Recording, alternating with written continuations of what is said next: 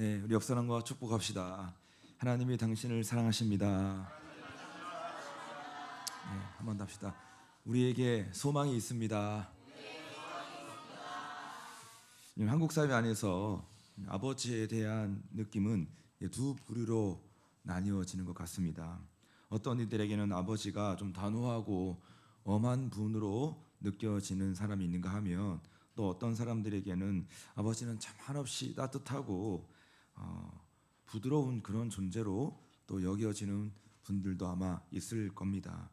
그러나 일반적으로 보았을 때는요, 아버지가 좀 엄마에 비해서는 조금 무섭고 그리고 단호한 느낌이지 않나 생각합니다. 물론 다 그런 건 아니고 일반적으로 보면 한국 사회 안에서 저는 그런 느낌이 더 강할 수가 있죠. 그렇지만 분명한 것은 아버지가 아무리 엄해도요, 그 마음 안에는 깊은 사랑이 흐른다는 거죠. 위대한 전도자였던 바울의 리더십도 성경 안에서 보면 조금 모성적 리더십보다는 부성적 리더십이 훨씬 더 두드러지게 나타나는 여러분 그런 경향을 우리는 볼 수가 있습니다. 오늘 본문 보아도 바울은 수많은 문제로 인해 술렁이고 있는 그 고린도 교회를 향해서 아주 단호하게 책망하면서 거친 언어들을 여러분 쏟아내고 있는데요. 왜 그랬냐 하면 고린도 교회는 그 어떤 교회들보다도 문제가 많은 교회였기 때문입니다. 고린도전서 16장, 고린도후서 13장, 합의 29장에 걸쳐서 바울이 고린도 교회의 문제들을 지적할 만큼 고린도 교회는 상당한 문제가 많이 있었던 여러분 그런 교회였다는 겁니다. 예컨대 고린도 교회 안에 분파주의가 심각했습니다. 아볼로파니, 베드로파냐, 바울파, 심지어는 내가 직통파다라고 하면서 그리스도파까지 나올 정도로 서로가 여러분 당파를 지어서 서로 대립각을 세웠던 그런 분파주의가 고린도 교회 안에 심각한 문제로 나타나고 있었습니다. 뿐만 아니라 소송 문제, 우상 숭배의 문제, 은사의 문제, 성적인 문제 등 수많은 이런 문제들이 있었는데, 이런 것들을 놓고 사도 바울은요 아주 단호하게 책망을 했던 거예요. 그러나 바울은 이 편지를 쓰는 이유를 밝히면서 지금 고린도 교회 성도들에게 지금 뭐라고 부르고 있냐면요, 너희는 내 사랑하는 자녀들이다라고 부르고 있어요. 내가 너희의 영적 아버지다라고 하는 것이겠죠. 여러분, 바울이 좋은 전도자가 될 수 있었던 비결이 바로 이겁니다. 바울은 고린도 교회 성도들에게 있어서 단순하게 지식만을 전달했던 전도자가 아니라 영적인 부모가 되어 주었다는 겁니다. 그것이 바울이 가지고 있었던 아주 놀라운 장점이었고, 그리고 좋은 전도자가 될 수 있었던 좋은 비결이었습니다. 여러분 14절의 말씀을 한번 보시겠습니까? 오늘 본문 말씀 14절 시작. 내가 너희를 부끄럽게 하려고 이것을 쓰는 것이 아니라 오직 너희를 내 사랑하는 자녀같이 권하려 하는 것이라. 내가 너희를 부끄럽게 하려고 이것을 쓰는 것이 아니다. 책망을 위한 책망을 하는 것이 아니라는 거예요. 그냥 단순히 내가 한번 갈구려고 하는 게 아니라는 거예요. 오직 너희를 내 사랑하는 자녀같이 권하려 하는 것이다. 칼빈은 이 말씀을 놓고 이렇게 주석을 했습니다. 바울이 지금 이렇게 말을 한 것은 지금 책망받고 뭔가 마음이 상해 있는 고린도 교회 성도들을 단순히 달래주기 위해서 지금 이런 말을 했다라고 칼빈은 주석을 했는데요. 여러분, 그런데 가만히 보면 이 말은 단순히 성도들을 달래주려고 했던 말이 아니었던 것, 그건 절대 빈말이 아니었던 것이 여러분 다음 구절을 보면 우리가 이것을 알 수가 있는데요. 그 증거가 바로 15절에 나옵니다. 15절 보니까 그리스도 안에서 1만 스승이 있으되 아버지는 많지 아니하니 그리스도 예수 안에서 내가 복음으로써 너희를 낳았음이라. 그리스도 안에서 뭐는 많다고요? 스승은 많은데 아버지는 많지 않다는 겁니다. 여기가 배경 설명이 좀 필요한데, 여러분 이 배경을 좀 살펴보면요, 이 당시는 떠돌아다니는 여러분 그런 성경 교사들이 많았어요. 떠돌아다니는 스승들이 많았다는 거예요. 이들은 대개 예루살렘 교회 출신이거나 아니면 먼저 성장을 경험했던 동방교회 출신들이었습니다.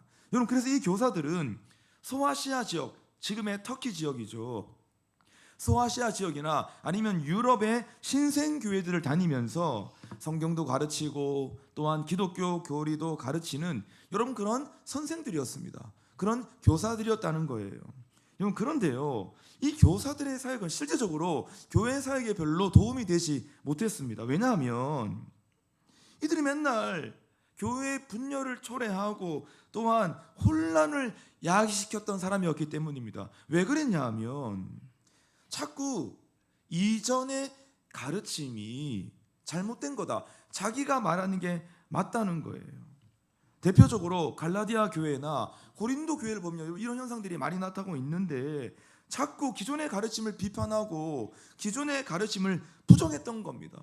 자꾸 자기의 것만이 맞다고 주장을 했던 거예요. 그러니까 여러분 이 교사들은 별로 교회 사역에 실제적으로 도움이 되지 못했다는 겁니다. 자, 그런데 여러분 이보다 더 큰 문제가 있었습니다. 그게 뭐냐 하면 그들이 교회를 섬기는 태도와 자세의 문제였다는 겁니다. 오늘 본문에서 바울이 지금 이거를 지적하고 있는 거예요. 그 교사들의 지금 태도를 가리켜서 어떤 태도라고 말하고 있냐면 그들은 스승의 태도를 가지고 있다는 거예요. 스승의 자세를 가지고 있다는 겁니다. 여러분 지금 사도 바울이 지적하고 있는 이 스승의 태도가 왜 문제가 되었냐? 당시 스승들은요 대개 노예들이었습니다. 파이다고고스라고 하는 노예들이었어요. 그러니까 여러분 허드렛 일을 하는 노예들도 있지만 식민지에서 잡아온 지식인들, 전문가들의 노예가 있었습니다. 그러니까 이들이 페이를 받으면서 돈을 받으면서 아이들을 가르치고 아이들을 돌보는 일을 했던 거예요. 누가? 이 노예의 출신 스승들이. 그런데 문제는 그들이 아무리 전문 지식을 가지고 있는 스승들이었지만 아이들을 가르칠 때, 아이들을 돌볼 때 아이들의 미래와 아이들의 장래는 별로 관심이 없었습니다. 그 아이들의 미래를 책임져 주는, 이들의 인생과 삶을 책임져 주겠다라고 하는 여러분 그런 마음이 전혀 없었던 거예요. 그냥 일정 기간 동안 페이를 받고 일했던 것 뿐인 거예요. 여러분 그래서 바울이 이렇게 말을 한 거예요. 세상에는 일만 스승은 많지만 아버지는 많지 않다. 그래서 나는 너희를 섬길 때 내가 이런 스승의 태도로 섬긴 것이 아니라 내가 아버지의 마음으로 내가 너희를 섬겼고 내가 너희를 도왔다. 지금 그 말을 바울은 하고 있는 겁니다. 그래서 내가 너희를 뭐로 낳았다고요? 복음으로 낳았다. 오늘 본문에서 지금 바울이 그 말을 하고 있다는 겁니다. 실제로 고린도 교회는 여러분 바울의 전도로 탄생한 교회였습니다. 진짜 성도 한 사람 한 사람을요 1년 6개월 동안 복음으로 낳았던 겁니다. 그게 바로 고린도 교회였습니다. 제가 지금 복음으로 낳았다고 했는데 여러분 복음으로 낳은 것이 도대체 뭡니까? 처음에 초신자들에게 복음을 전하고 또한 복음으로 양육하고 또 복음으로 성장을 시켰다는 겁니다. 다시 말해서 단순히 스승의 태도를 가지고 그들에게 다가갔던 것이 아니라 아버지의 마음으로 해산의 수고를 했다는 겁니다. 아멘. 부모는 해산의 수고를 가지고 자녀들을 양육하는 거잖아요. 사랑하는 여러분, 복음을 전하는 우리에게도 이런 아버지의 마음이 필요한 줄로 믿습니다. 우리가 이 복음 전하겠다고 지금 작정하고 증언식도 하고 막 달려가고 있는데 여러분 항상 전도자에 있어서 중요한 마음은 뭐냐 하면 야 잘 들어라 내가 가르쳐줄게 이게 아니라 진짜 여러분 이 해산의 고통과 수고를 감수하면서 한 영혼 한 영혼을 여러분 복음으로 하나님 아버지의 마음으로 그들을 세워가는 것, 이것이 전도자에게도 중요한 태도와 자세인 것에 대해서 오늘 본문은 우리에게 말씀해주고 있는 겁니다. 여러분 그래서 바울은 자신을 본받는 자들이 되라고 여러분 지금 권면을 하고 있는데요. 오늘 본문 16절의 말씀 보니까 지금 그렇게 표현하고 있습니다. 다 같이 합시다. 시작. 그러므로 내가 너에게 권하노니 너희는 나를 본받는 자가 되라. 나를 본받아라 말을 하고 있는데 이거는 너희 모두가 바울파가 되라. 내 밑으로 줄 서라, 여러분 이런 말을 하는 것이 아닌 겁니다. 그리스도를 본받는 나 바울을 본받으라는 거예요. 단순히 나를 본받으라는 게 아니라 그리스도를 본받고 있는 나 자신을 본받으라고 말을 하고 있다는 겁니다. 여러분, 그리스도를 본받는 바울의 모습이 어떤 모습입니까? 아까 계속 얘기하고 있잖아요. 지식만을 전하는 자가 아니라 아버지의 마음을 가지고 그 한 영혼 한 영혼을 가슴에 품고 끝까지 사랑하고 끝까지 섬기고 끝까지 기다리고, 좀 될 것 같은데 또 넘어지잖아요. 그럼에도 불구하고 끝까지 기다리고 끝까지 동행해 주면서 때로는 책망도 하고 때로는 야단도 치지만 끝까지 책임지는 그 모습을 지금 바울은 본받으라고 하는 거예요. 왜? 그게 여러분 그리스도의 모습이었잖아요. 아멘. 우리 모두가 좀 섬기고 사역을 해보면, 영혼 사역을 해보면, 진짜 진지하게 태신자를 작정하고 그들에게 복음을 전해보면, 이거 정말 쉽지 않잖아요. 이거 정말 끝까지라고 하는 이 정신이 없으면 이건 못하는 거예요. 아버지의 마음, 부모의 마음이 없으면 못합니다. 여러분, 부모가 아무리 개판쳐도, 자식이 아무리 개판쳐도 여러분 절대 그 자식을 포기하는 부모는 없는 거거든요. 내 자식이 아무리 개차반 같아 보여도 여러분 내 자식을 그냥 모르겠다, 너는 네 마음대로 살아라, 그냥 네 멋대로 해라, 이렇게 생각하는 부모는 단 한 사람도 없습니다. 끝까지 따라다니며 잔소리하고 때로는 책망을 하고 야단을 치면서 양육하고 성장시켜 나가는 여러분 그 모습이 바로 부모의 모습이고, 그것을 가리켜서 해산의 고통과 수고로 한 자녀를 세워내는 부모의 일생이다. 여러분 우리 모두가 다 알고 있는 거 아니겠습니까? 지금 그 모습을 본받으라, 나 바울을 본받으라, 지금 바울은 자신 있게 큰 소리치며 고린도 교회 성도들에게 지금 말하고 있는 겁니다. 여러분 그래서 바울은 전도를 영적 출생, 영적 출산으로 비유를 하고 있는 건데요. 뭡니까? 쉽게 말해서 전도는 해산의 고통을 수반하는 거다. 전도는 해산의 수고를 수반하는 것이 바로 전도다. 그래서 전도를 가리켜서 영적 출생으로 비유를 하고 있는 겁니다. 이거 스승의 태도와 다른 거다. 그냥 말로 하는 게 아니다. 그냥 지식만 전한다고 해서 누가 교회 나오냐, 교회 가자 했을 때 누가 어떤 사람이 같이 교회 갑시다 이렇게 말하는 사람이 어디 있느냐. 그게 아니다. 전도는 영적 출생이다. 여러분 한국교회는 그동안 많은 전도의 방법을 추구하면서 가파른 성장을 경험했습니다. 7, 80년대에는요 수십만 명이 모이는 여러분 익스플로라고 하는 대형 집회, 여러분 그 집회를 통해서 수많은 영혼들이 주님의 품으로 돌아오는 강력한 역사를 이민족이 경험했습니다. 80년대 후반에는요 여러분 아마 여러분이 다녔던 교회도 아마 그것을 경험했을 텐데요, 총동원 주일 플랜카드 막 엄청 대형 회사만 걸어놓고 총동원 주일로 모이자 막 이래가지고 모든 동네 사람 다 끌고 와라 막 이렇게 해서 여러분 엄청난 많은 사람들이 모여가지고 대형 집회를 했던 여러분 그런 시간들이 많았습니다. 여러분 물론 그 시간들을 통해서 엄청난 많은 영혼들이 주님께로 돌아오는 강력한 성령의 역사가 있었습니다. 이 모든 전도의 방법들이 여러분 정말 탁월한 전도의 방법이었는데 좀 아쉬움이 있습니다. 어떤 아쉬움이 있냐면 이 모든 대형 집회들은요 다 일회성 사역, 단회성 사역이 되어버린다는 거예요. 바꾸고 말해서 한 영혼을 지속적으로 사랑하고 지속적으로 관계하면서 한 영혼을 구원해낸다고 하는 이런 영적 동기부여가 어렵다는 겁니다. 왜? 관계하는 사람이 아니니까. 그냥 대형 집회로만 많은 사람들을 끌어모으는 이 사역은 한 번의 사역으로 끝나버리는 거니까요.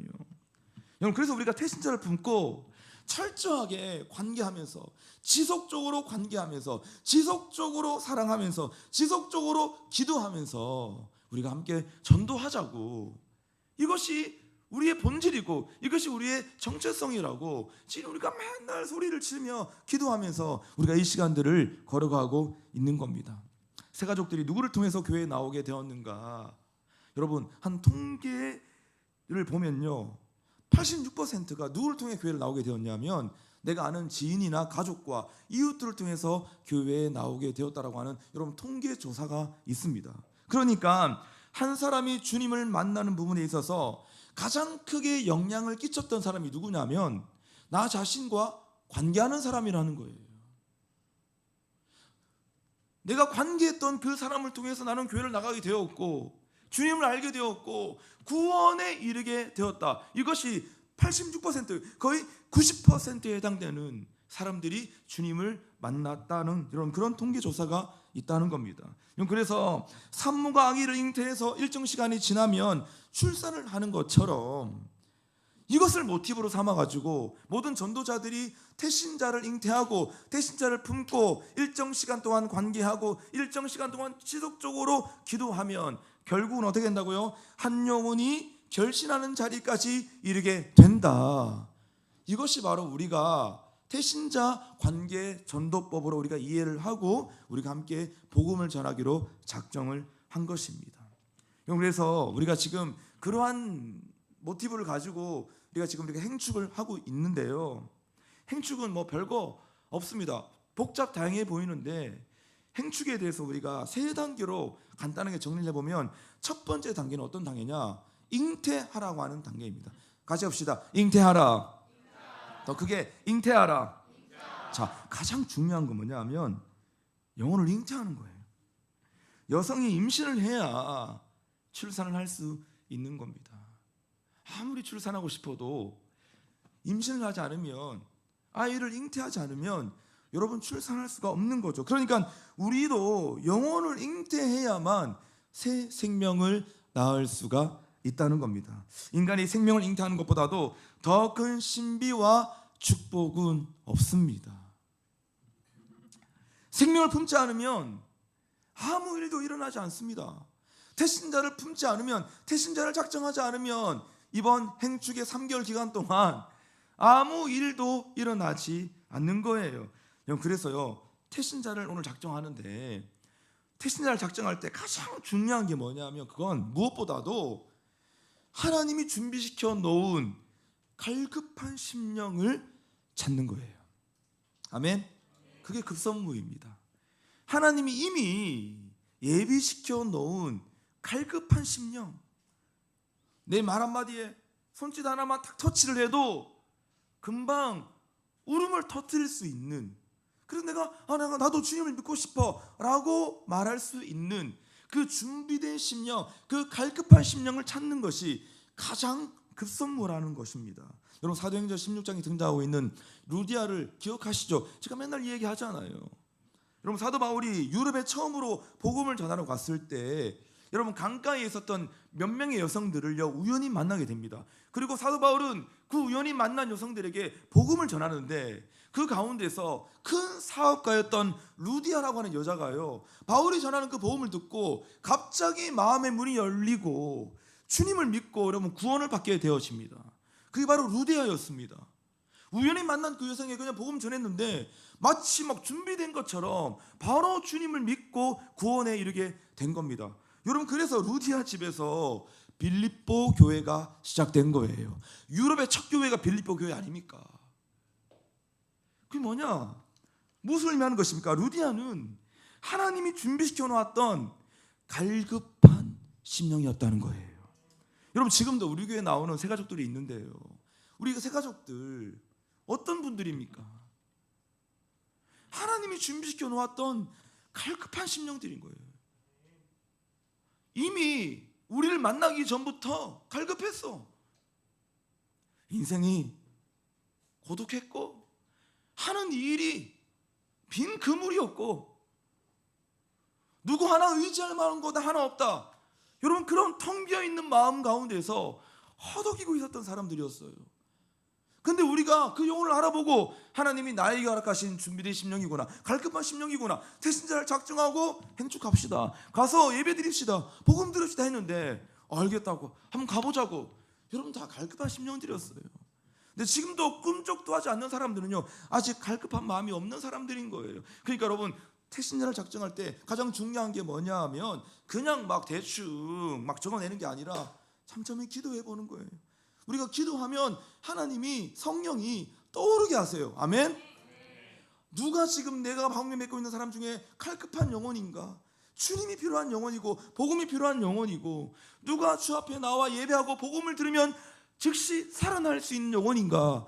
우리가 성령의 음성을 들어야만 하나님이 그 영혼을 떠오르게 하시고 생각나게 하시며 기억나게 하시는 놀라운 역사를 우리에게 허락하실 줄로 믿습니다. 그렇게 태신자 작정하는 겁니다, 여러분. 여러분, 그래서 많은 사람들은 지금도 말을 합니다. 지금은 전도가 어렵고 뭐 전도할 사람이 없고, 지금 누가 전도받아서 교회 나옵니까? 라고 말들을 많이 하지만, 여러분, 하나님은 절대로 전도될 것만 같지 않았던 고린도를 향해서 뭐라고 말씀하셨습니까? 이 성 중에 내 백성이 많음이라. 아멘. 그 사도행전 18장 말씀이잖아요. 우리 9절 10절 말씀 해봅시다. 아무도 전도될 것만 같지 않았던 그 고린도 성에 성령이 나타나서 뭐라고 말씀하셨는지 바울에게, 시작. 밤에 주께서 환상 가운데 바울에게 말씀하시되 두려워하지 말며 침묵하지 말고 말하라. 내가 너와 함께 있음에 어떤 사람도 너를 대적하여 해롭게 할 자가 없을 것이니 이는 이 성 중에 내 백성이 많음이라 하시더라. 아멘. 야, 아무도 이 고린도는 주님께 돌아오지 않을 거라고 말한다. 타락한 도시다. 오죽하면 타락한 사람들을 가리켜서 고린도 사람 같다라고 말을 하느냐. 맞아, 이 고린도는 진짜 전도할 사람 없을 것 같고 돌아오지 않을 것만 같다. 그러나 그건 아니야. 그거는 사람의 생각이야. 그건 네 생각이야. 그러니까 사도 바울, 너는 두려워하지 말고 침묵하지 말고 계속 말해라는 거예요. 뭡니까? 계속 전도해라는 겁니다. 이 성 안에 내 백성이 많다. 아멘. 여러분이 관계 맺고 있는 여러분 주변의 모든 사람들 중에 얘는 안 돼, 얘는 안 돼, 뭐 차 뛰고 퍼 뛰고 다 뛰면 여러분 뭐 누구를 작정하고 누구를 전도하는 겁니까? 아닌 거예요. 우리 생각인 거예요. 우리는 그때마다 하나님의 음성을 들어야 되는 겁니다. 지금 네가 관계 맺고 있는 사람 안에 내 백성이 많다. 내가 작정한 영혼들이 많다는 것이에요. 네가 복음을 전하기만 하면, 네가 그들에게 다가가서 복음을 전파하면 그들은 나에게로 돌아올 것이다. 여러분, 우리는 그 음성을 들어야 될 줄로 믿습니다. 사랑하는 여러분, 하나님은 이번 봄에도 나를 통해서 반드시 복음을 들어야 할 그 갈급한 심령을 우리에게 허락하신 줄로 믿습니다. 우리가 기도할 때 그 준비된 영혼을 기억나게 하시고 생각나게 하심으로 말미암아 우리가 태신자를 잉태하고 태신자를 작정하는 것에서부터 하나님의 놀라운 복음의 역사를 이루어 가실 줄로 믿습니다. 행축의 두 번째 단계는 뭐냐면 쉬운 거예요. 두 번째 단계는 공급해 주는 단계예요. 공급하라. 시작. 공급하라. 공급하라. 산모가 순산을 하기 위해서는 어떻게 해야 되죠? 우리 산모들이 있는데 지금 여러분들의 가장 큰 기도 제목은 순산하는 거잖아요. 건강하게 출산하는 거잖아요. 그게 되려면 지금 뱃속에 있는 태아가 건강해야 돼요. 뱃속에 있는 태아가 건강해야 순산을 하죠. 여러분, 그런데 태아가 건강하기 위해서는 누가 건강해야 될까요? 산모가 건강해야 되는 거예요.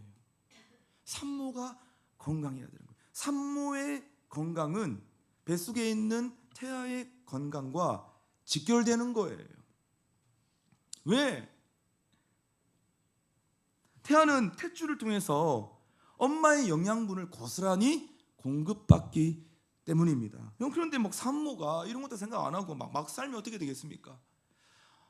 막 몸매 유지한다고 막 지금 임신 중에도 막 다이어트하고 막 안 먹고 그런 정신 나간 엄마가 어디 있습니까, 세상에. 요즘 좀 덜어 있더라고요.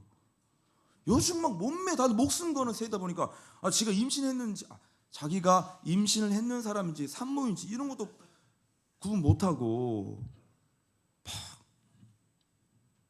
임신 중에도 막 다이어트 한다고 단백질 막 이러면서 탄수화물 안 먹고 아기는 막 탄수화물을 주세요 막 이러고 있는데 탄수화물 안 돼. 단백질만 먹어 막 이러면서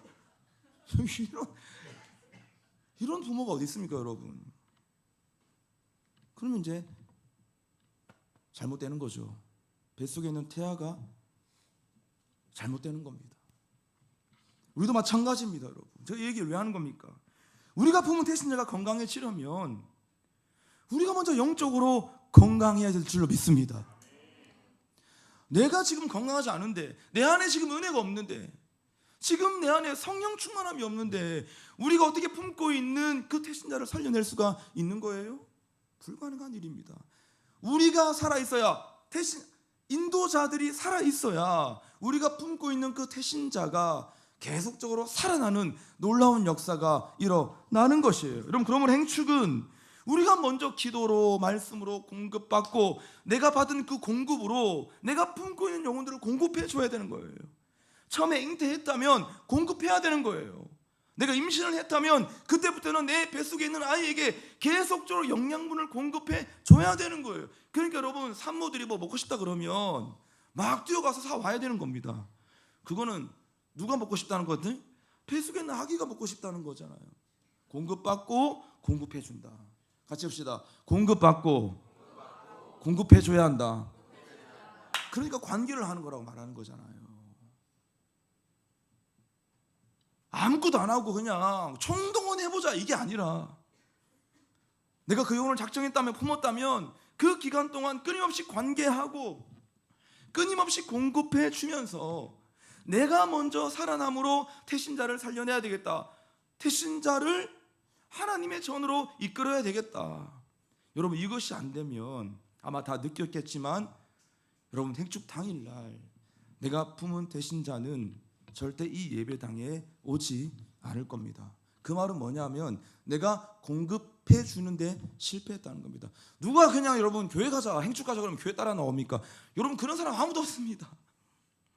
밥 한 개 안 사주고, 영적으로도 공급 안 해주고, 양식으로도 공급 안 해주고, 뭐 공급해 준 게 하나도 없었는데, 아니 뭐 심지어는 뭐 문자도 한 3-4통도 안 보내줬는데 어떻게 여러분 행축 나가자, 교회 가자, 예배드리자는데 여러분 털레털레 따라오겠습니까? 여러분, 그런 법은 없는 것이에요. 사랑하는 여러분, 행축은 기도의 눈물이 젖어 있어야 될 줄로 믿습니다. 복음으로 살아내야만 우리가 그 영혼의 놀라운 영혼의 변화가 일어나는 거예요. 그래서 이번 행축은요, 우리가 지난번에도 했지만 물론 이번에는 우리가 더 많이 기도하고 더 많이 말씀 가운데 거하면서 하나님 아버지의 마음을 받아 그 영적 에너지를 받아서 우리가 작정한 그 태신자들에게 끊임없이 영적으로, 또한 현실적으로, 정서적으로 우리가 공급해 줄 수 있는, 그래서 우리의 부흥도 경험할 수 있는 여러분, 그러한 행축이 될 수 있기를 주의 이름으로 축원합니다. 마지막 세 번째 단계는 뭐냐면 출산하는 단계라는 거예요. 교회로 데리고 오는 단계라는 겁니다.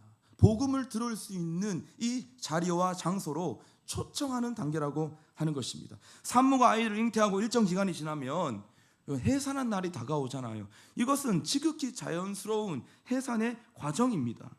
정해진 날짜가 채워지면 어떻게 해야 됩니까? 아이를 낳아야 되는 거 아닙니까?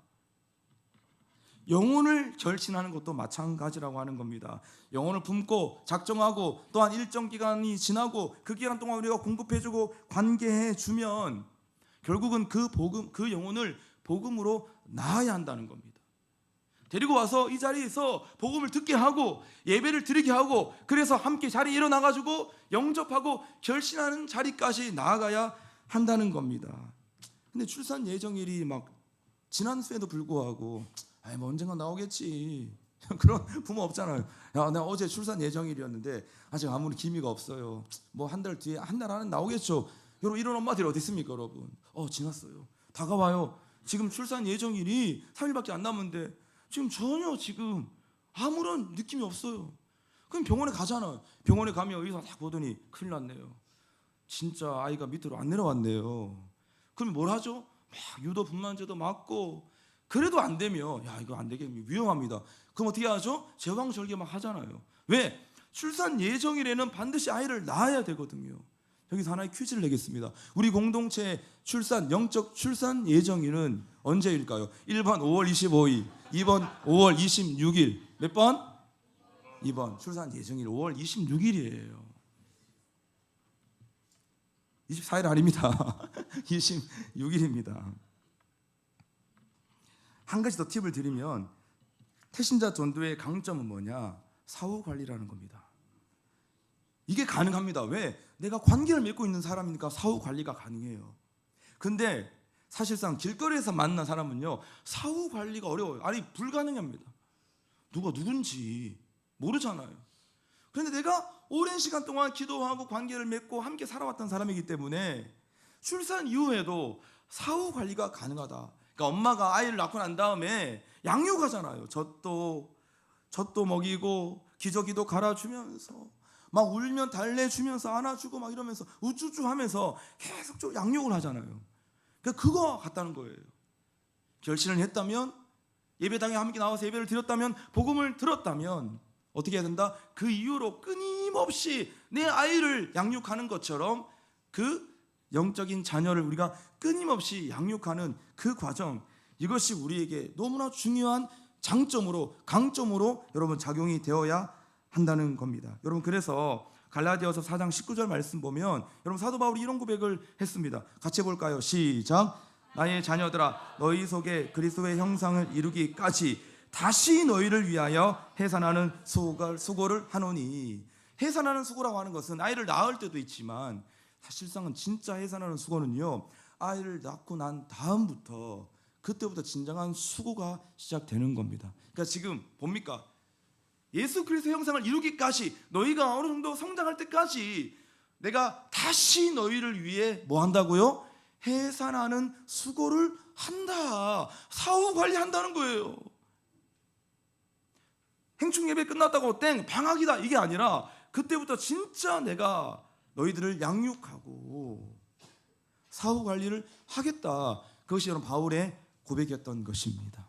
말씀 마무리하겠습니다. 여러분, 아이를 갖게 되면 주변으로부터 엄청난 축하를 받습니다. 와, 축하해요. 사실 알고 보면 고생문이 활짝 열린 건데 그럼에도 불구하고 다들 축하해 줍니다.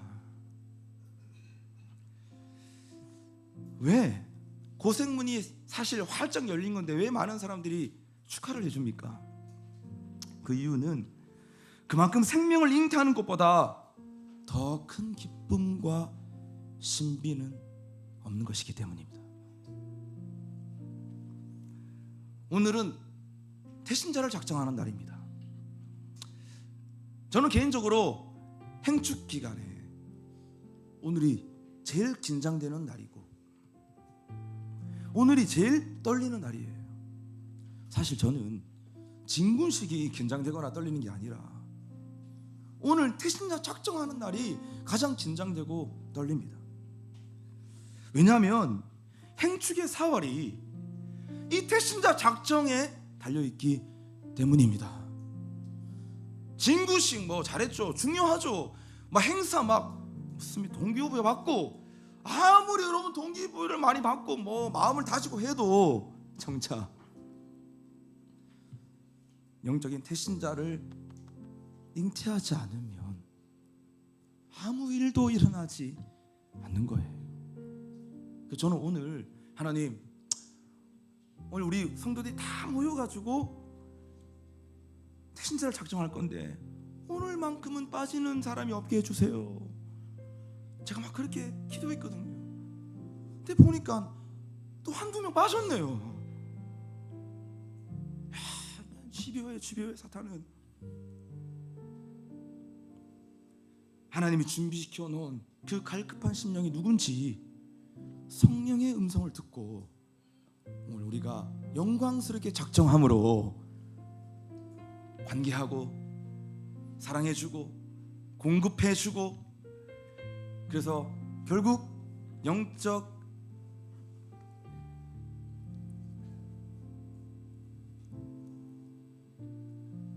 영적으로 결신하는 그 순간까지 우리가 이 과정들을 우리가 기도하면서 잘 걸어가기를 바랍니다. 할렐루야.